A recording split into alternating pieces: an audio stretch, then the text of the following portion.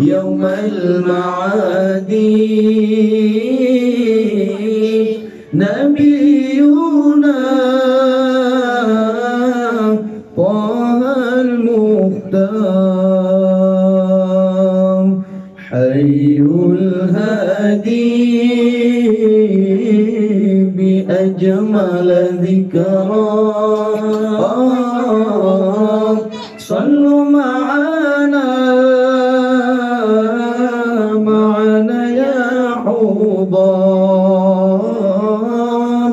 فهو عبادي يوم المعاد نبينا